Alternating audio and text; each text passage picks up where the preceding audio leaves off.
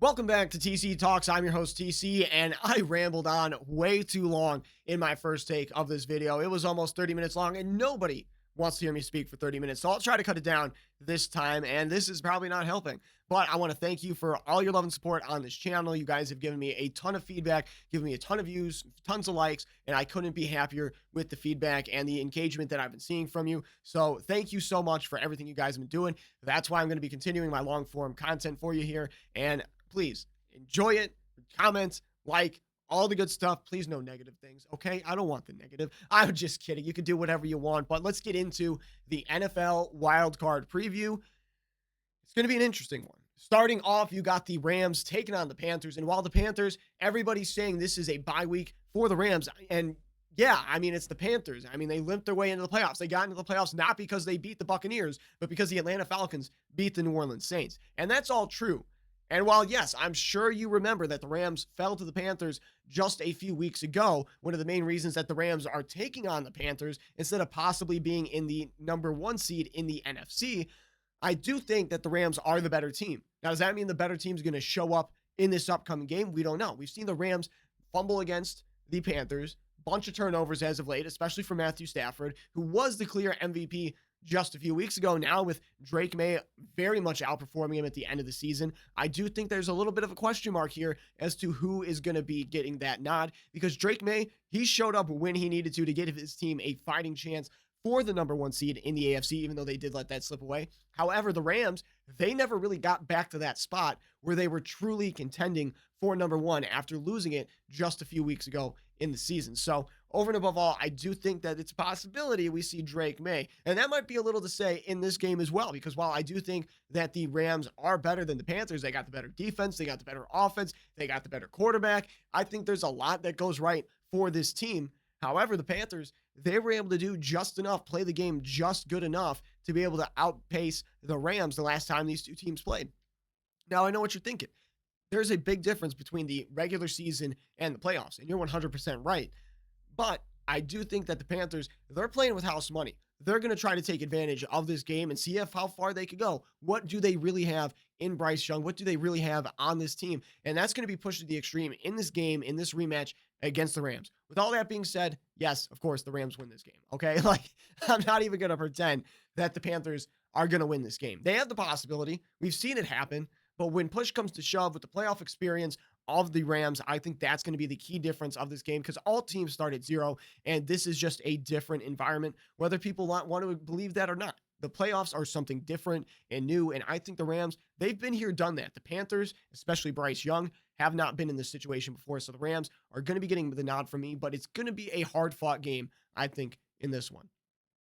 Then you got the game of the week. If you couldn't tell, I'm hoping to be healthy for that because I'm still recovering from my cold from last week. However, it's going to be the Chicago Bears hosting the Green Bay Packers at Soldier Field. And on top of that, the cherry on top, there's a possibility that this will be a snow game. Awesome NFL action outside in the elements at Soldier Field. We can see the snowflakes flurrying around in this game, making all sorts of disruptions for both of these teams. And you might say that's going to be a lot lackluster game. I completely disagree.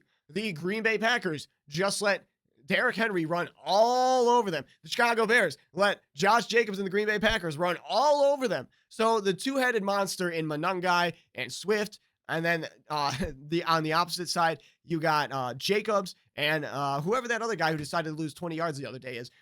With those guys taking control of this game, I think there's going to be some fireworks. More good fireworks for the Chicago Bears because none of our guys run backwards for 20 yards. However, Josh Jacobs ain't anybody to laugh at. And with him getting a little bit more of a recuperation over these past few weeks, I do think he's going to be more healthy for the playoffs. So we'll see more from him in this game either way, I think. And Jordan Love, not Josh Jacobs, he's not going to be playing quarterback.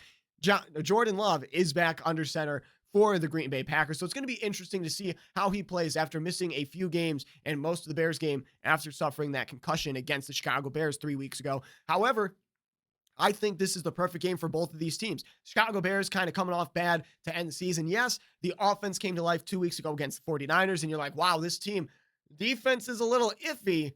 Well, that offense finally clicking. And then to end the season, shut out for 3.5 quarters, and then finally decide to play a little bit of hero ball at the end. The defense comes away with a big takeaway at the end of the game, just outside of 2 minutes. And you're thinking Prime Caleb and the Chicago Bears offense, they're going to wind down the clock. They're going to get down the field, and they are going to win this game. Does that happen? Nope. Chicago Bears can't do anything. They have to punt, and all of a sudden, there comes the Detroit Lions sweeping the Chicago Bears on the season, ending another loss for the Chicago Bears. Now, both of these teams had losing streaks to end the regular season. So there's not a lot of momentum for either one of these teams. The only momentum they have is their vile hatred of each other. That is the only thing motivating and pushing these teams to do good in this game. Yes, success in the postseason. Yes, the chance for a Super Bowl. But above everything else, these teams are looking to hurt each other. And I think that's going to really make the difference in this upcoming game. The monsters of the Midwayters, the cheese graters of the Midwest, taking on the cheese heads up north in Green Bay. It's going to be an interesting game. And honestly, I think it all depends on which way the snow blows, which coin you want to flip. I really don't care, because neither one of these teams have impressed me going into the playoffs. As much as I love me the Chicago Bears, and trust me, I love the Chicago Bears, none of these teams scream true contender to me. Neither one of these teams seems to have the upper hand going into this game. Now, if the season would have ended with the Bears losing to the 49ers in that shootout fashion, I'm saying the Bears all the way. But after that dud against the Detroit Lions, I really can't have faith in them. And then Jordan Love missing a few games, trying to get back into rhythm. Maybe he's solid. Maybe he's perfect. Maybe he's not even a factor because of the weather. I don't even know.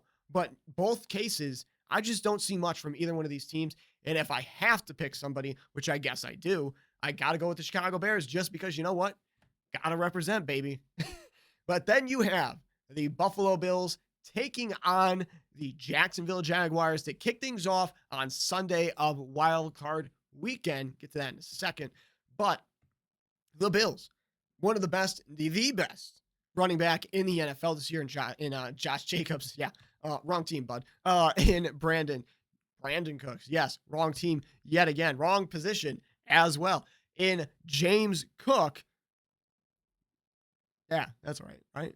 Yeah, that's right. All right, James Cook, the leading rusher in the NFL, very dominant this year, had a phenomenal season. And now Josh Allen, again, wrong team and position, and a lot of things.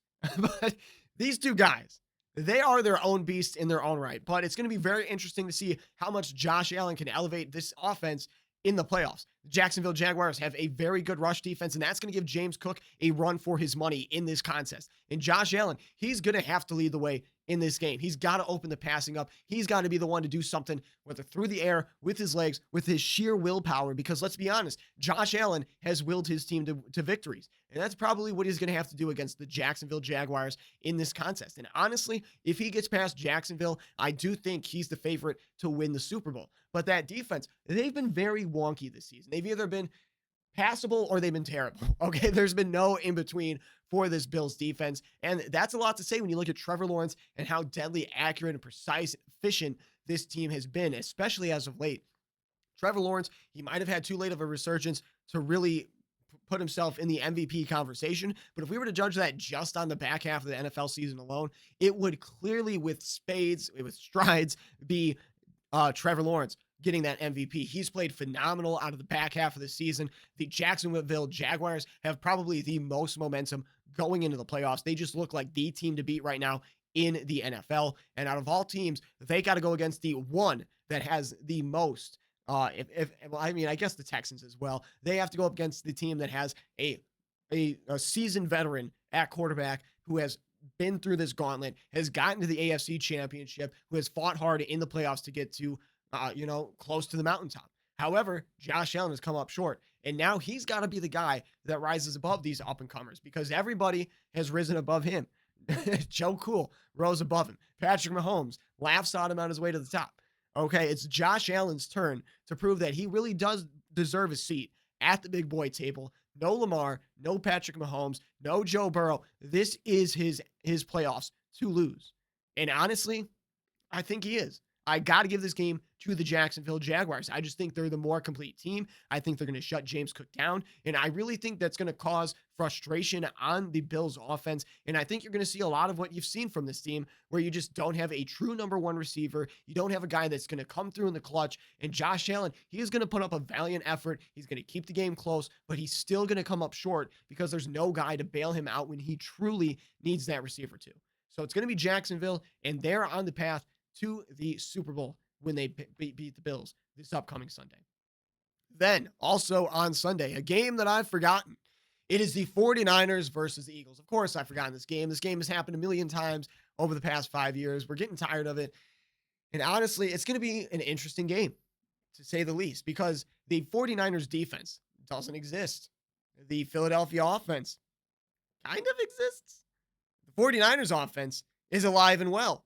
The Philadelphia Eagles defense is a powerhouse. So these two teams, they are literally perfectly aligned for a deadlock of a game. It's going to be a very narrow win. However, Brock Purdy and that offense, we've seen how electric they can get. And while I don't think they're going to be putting up 42 points on this Philadelphia Eagles defense like they did against the Chicago Bears just a few weeks ago, I do think that this offense has the ability to pull away and possibly do too much, even for Jalen Hurts to handle. And Jalen Hurts and this offense, yes, they've struggled a little bit, but we've seen them perform at a high efficient level. And I wouldn't be surprised if we see that now come playoff time. This team almost gets possessed, almost goes Super Saiyan or something when it comes to the playoffs, because they'll be super passive the regular season, maybe look a little unimpressive this week against the 49ers. But if they make it out of this game, all of a sudden they're just a bulldozer rolling over little baby saplings on their way to the Super Bowl. And, who's to say what they do in the Super Bowl? Again, that's another story. They change forms again. But this one, that one's decided on a coin flip. But we'll get to that when we get there. For this game, I really do wonder what is going to happen, because on the one hand, you could see a blowout from either team, but I really do think what's going to happen in this contest is the 49ers, they're going to come out a little hot. They're going to, maybe go up a score or two, make it about a 10-point game going into the half. We're going to get back from the half. It's going to be a stalemate, maybe a field goal from each team. But then all of a sudden, the Philadelphia Eagles defense really bears down, generates a turnover at the right time. The Eagles take advantage. Saquon Barkley is able to finally get in for a touchdown, make it a 3-point game. It's going to be boring as heck again for another 15 minutes. And then with just 7 minutes to go in regulation, the Eagles, they're going to get the ball back. They're going to go on a long 6.5-minute drive, and they are going to score another touchdown. This one, a passing touchdown to Saquon from Jalen Hurts, and they're going to win the game by 4 points, and that's going to be the end of it, because the 49ers ain't doing ish. Okay? Honestly, is that what's going to happen? Probably, because that's basically what happened with the 49ers in the Super Bowl against the Kansas City Chiefs, and I think that's the recipe for success with the 49ers. Let them burn themselves out in the beginning half of the season of the game, and we'll see what happens. Because CMC, we saw him banged up against the Chicago Bears 2 weeks ago. Who's to say he's even going to play at that high level for this whole game? I really don't know. He's an interesting guy. Yes, heart of a champion. One of the best running backs when healthy. The question is, will he remain healthy? We hope so, but that's the question. So Eagles over the 49ers in this one. Then you got the Chargers taking on the Patriots. And the Chargers and Patriots, they're both teams that I really had opposite opinions of at the beginning of the season. I thought the Chargers, while they did make the playoffs, while they did have an impressive record, I still think that they were below the expectations I set for them going into the season. I thought Justin Herbert was going to be just moderately more better than he was. Not like he completely fell below standards or anything. I'm not trying to say this was a flounder of a year for this Chargers team. However, I do think that they were arguably going to be fighting for that top spot in the AFC, and all of a sudden it just disappeared. But not to say they ended on a bad note, but obviously injuries played a role in the demise of this team, or the less than expectations of this team. And I really do think that's what's going to limit them in this game against the Patriots. I mean, Joe Alt being out alone, I mean, that New England defense is no joke. Drake May's playing at an MVP level. He's probably going to, fall to Matthew Stafford just because he's a second-year sophomore. But I do think that Drake May should be the one to get the MVP. And I do think the Patriots are going to win this game. And honestly, not more needs to be said about this. I mean, the Chargers are really banged up. The Patriots are pretty much fully healthy, and they've been clicking as of late. So all the momentum to the Patriots, all the talent pretty much that is healthy is on the Patriots. So it's going to be the Patriots.